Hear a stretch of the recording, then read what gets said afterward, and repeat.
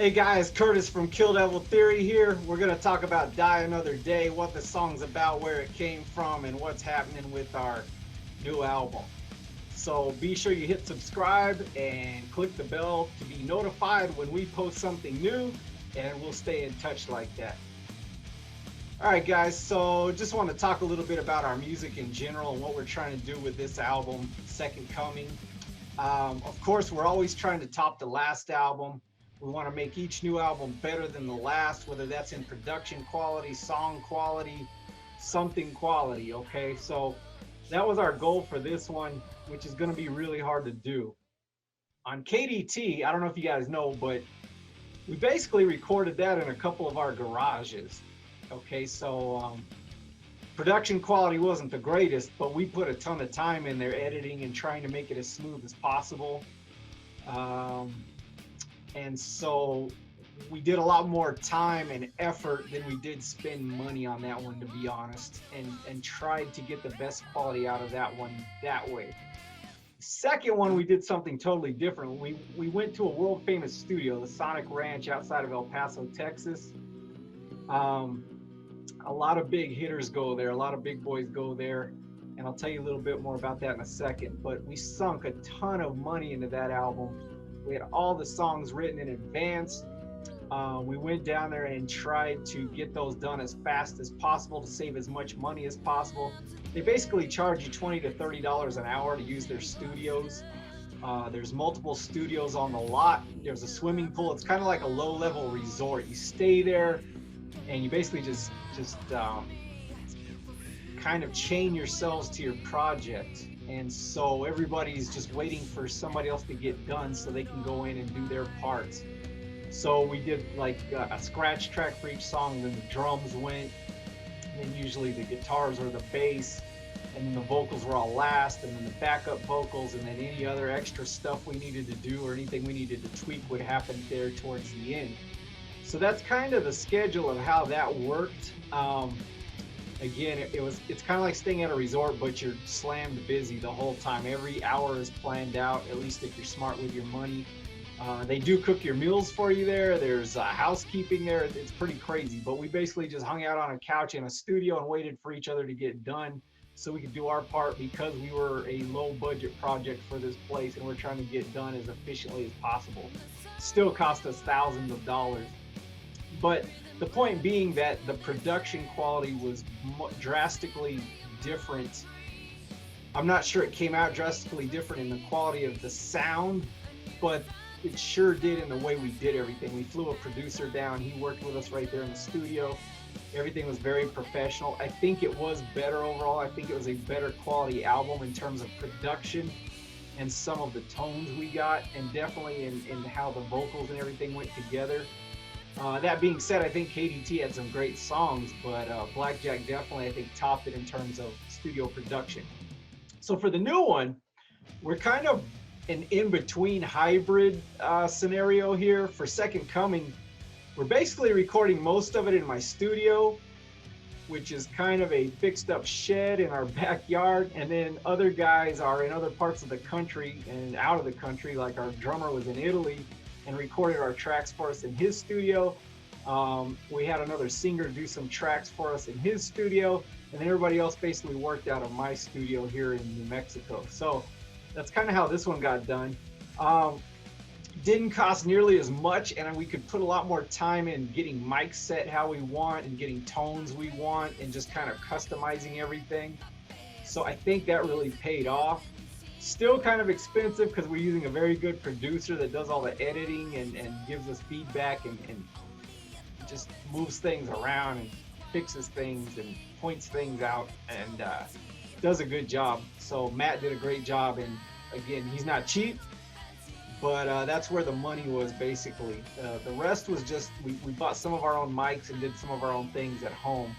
I think this one's going to be the best sounding there is. I think the time we put into especially getting better guitar tone, and for my personal taste, I think it's better than the first two albums. And everything else was at least as good. We did have a new drummer. I think he was a better player for what we were doing on this album. I think his creativity and aggressiveness really fit it. So I think everything's coming together great. But I just want to give you a little background on what's happening with this album and this song compared to the last two. Okay, so we're going to go listen to it. And then at the end, I'm going to do another video and we'll edit it together and chop it in where I'm actually playing some parts for you and talk you through some of the things that were going through my mind when they were written and how they look. If you want to try playing some of the parts, that might be kind of fun. Okay, so let's listen to this. And I'm just going to talk you through some of the parts of the song, what I was thinking, what I'm thinking after the fact. And I hope this doesn't bore you to death, but this is kind of fun for me, at least, to kind of dissect what came out of the song. All right, so here we go. Die Another Day. I'm just going to play it right off YouTube. Nothing special about this sound here. And you should still be able to see me, I hope. But anyways, let's play some parts, and I'm just going to talk you through some of this stuff.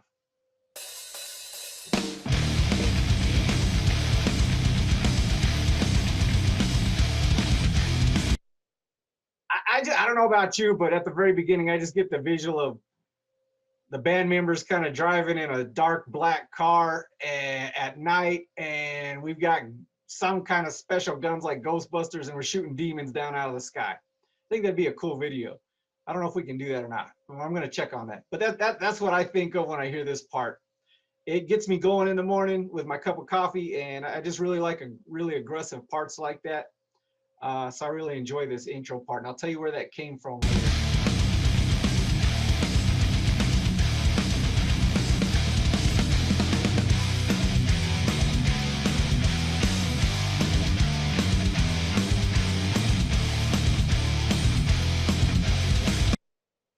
So right there, a little more of kind of a, it's got a little bit of a classical sound to me. The bass line is kind of hitting some more major scale arpeggios there, and it goes off from the guitar, and I think it's really cool. Reminds me of old Ozzy stuff. I don't know about you guys. Is there some old Ozzy songs that got a bass line guitar part like that going on somewhere? I don't know, but I thought that was turned out pretty dang cool. So kudos to Mike on the bass line there. That's kind of different.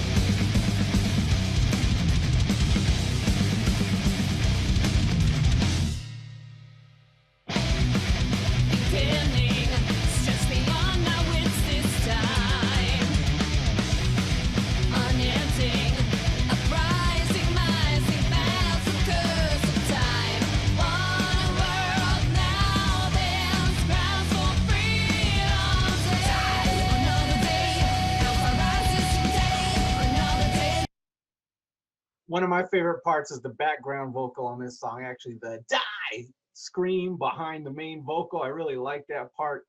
The guitar part there, I kind of stole that from another song. It's in a totally different key and the rhythm's different, but the riff, I ripped off a little bit from myself in another song. Guys, usually this is subconscious. I don't go out there trying to say, you know, let's listen to a bunch of songs and steal parts from them, but usually about 6 months to 2 years later, I listen to a part of a song I've played or we've written, and I hear something from somewhere else in there. And I'm like, how the heck did that happen? And I didn't think about it. Not that it's a good or bad thing necessarily. It's just interesting to see how you're influenced as a musician and you don't even realize it sometimes. So yeah, a little bit of Revolution Calls in there, the riff. And I'll show you that on guitar later. But I don't know if you notice there's some little classical riffs going on in there that aren't real out front, but those are things I really enjoy playing. I like exploring things in different scales and different modes. And so that was really fun writing that part of the song. It was really hard at first because of the breaks in here and how tight this had to be, especially that first break where we go totally silent for, I think it's a 2 count or a 4 count. And then we come right back in right on beat. I don't know as a drummer how I bet that takes a little work, but Vajram's masterful at those things, and so that's why he fits what we're doing here. Mike would say that's a little bit of our proggy side. We like to, you know, change up the rhythms and tempos and things, and that's a lot of fun to do. Okay, I'll shut up now.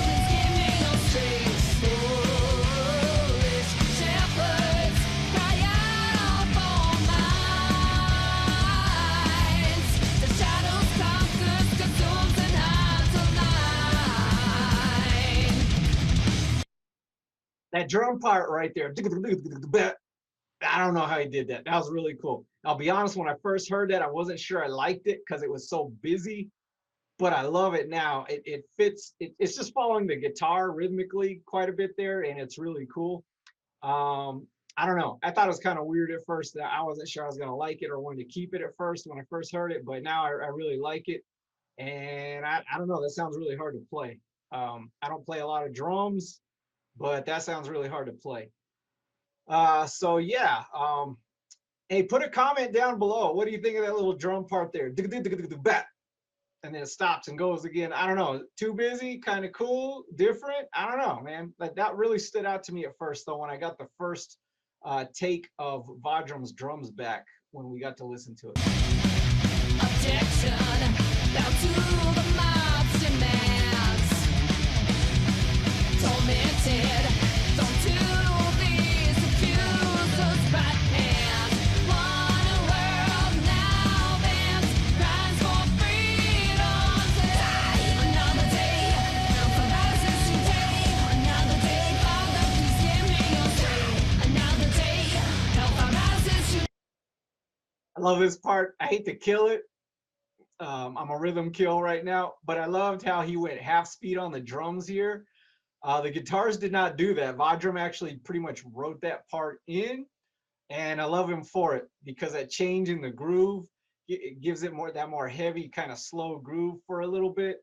Really loved that variety. Loved that guy's playing. It's like he can read my mind half the time, and then half the time he just makes things better. So really loved that part. Deanna's vocals, I know if you're listening to the words at all, you turn on your TV today, you can see where we got this stuff, right? I would think.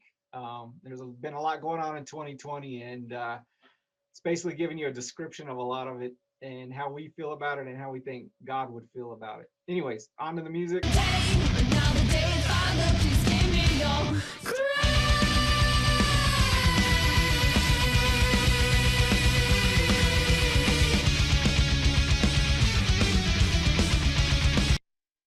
What does this little guitar harmony bridge sound like to you? It's actually 4 guitar parts going at once, but they're mixed so well. They basically sound like one guitar, right? Although there's definitely harmony in there. Man, that was hard to play at first. I had to go all over the neck to get those to work. And I remember being really frustrated after about the 3rd try. I was like, golly, man, I got to get these lined up right. You know, if you mess up one note, you know, screws it up. Yeah, you can have the producer edit it out, but that's going to cost more money, take more time. So you want to go back and play it perfect. And plus, you want it to sound really cool. And I can't help it.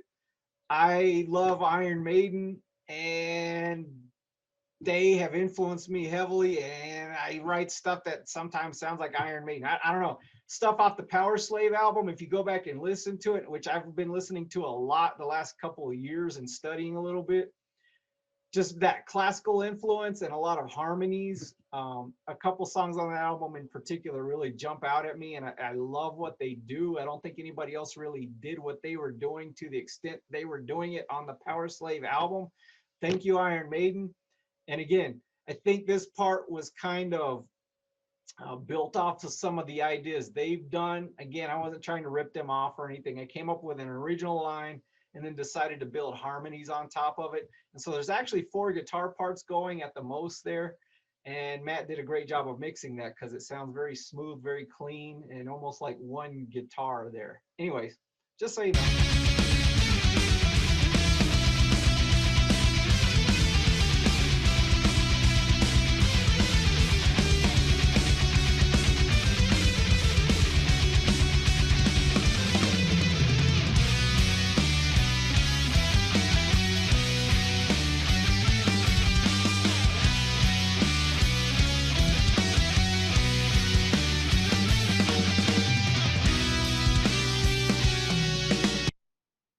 More guitar harmonies going on here.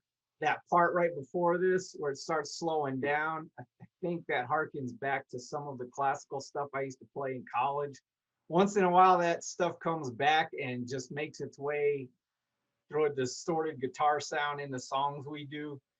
I actually started off as a classical guitar major in college, And there's about because the drummer and the bass player sync up with me so well.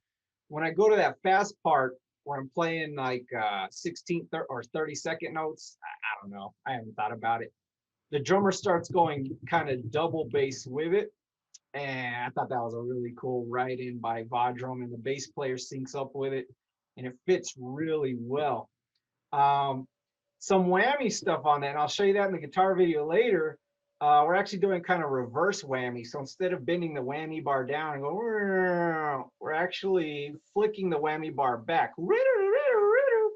Um, Learned that technique from Steve Vai a long time ago, and gotten a lot of mileage out of it because it just gives it that nice little different kind of tremolo flavor, and makes it kind of original sounding, I guess. And it's really fun to play too, because you got to get the rhythm right and make it fit, but it's totally different than what is traditional for whammy bar stuff. Anyways, okay, so solo was really fun. I remember it was about the 12th take I got that one. What I do, guys, is I just jam with it, and then I start picking up bits and pieces that I like and I keep, and then I just add on until I get to where I want it to be. And I'll tell you what I did wrong on that solo in a minute. Don't tell anybody though. But it could have been a little better. Here we go.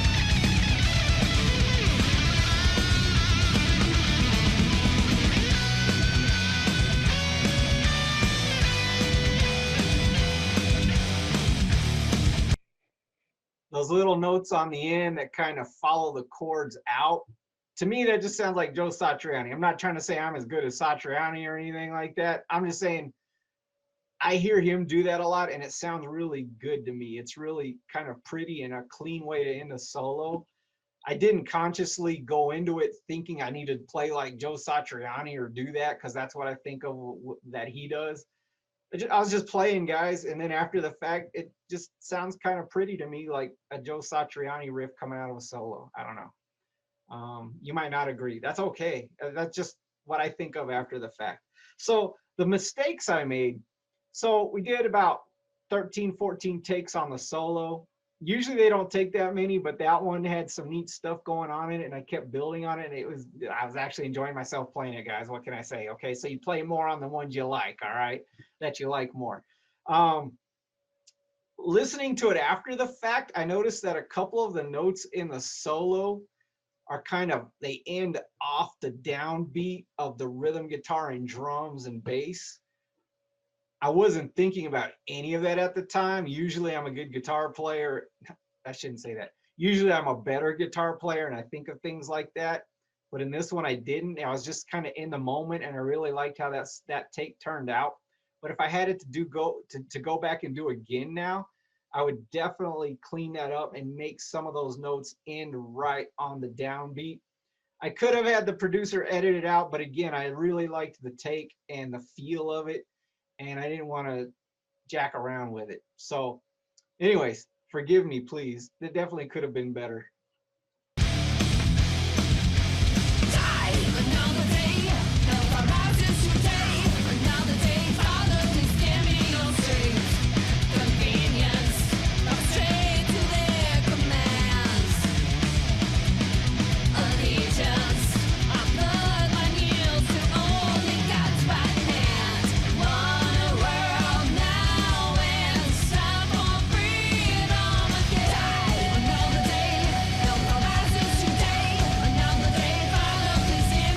Do I have to? Thank you, Vadrum.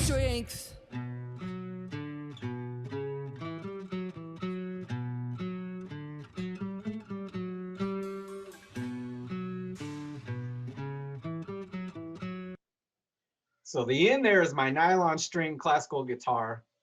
Again, it just felt like the thing to do. I thought it needed that kind of closure. After the heavy part, it's basically the same riff going on from the bridge, but it's nylon string classical guitar and maybe a little bit slower tempo. I can't remember if I changed that or not. So anyways, there it is, guys. There's Die Another Day. I'll let it finish real quick.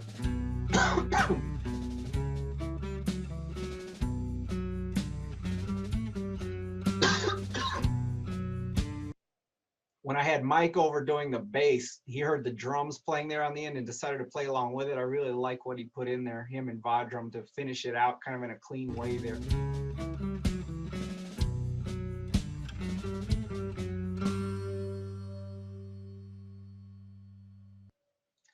So yeah, just listening to that end, you know, it reminds me of kind of some old Metallica stuff. They did that on a couple songs. A lot of other guys have, of course, too. Again, I wasn't trying to just steal that from somebody. It just, we did that, and now looking back, it kind of reminds me of some other stuff that I've listened to in the past. So there it is, guys. Die Another Day. I'll get some guitar stuff up for you. Stay tuned.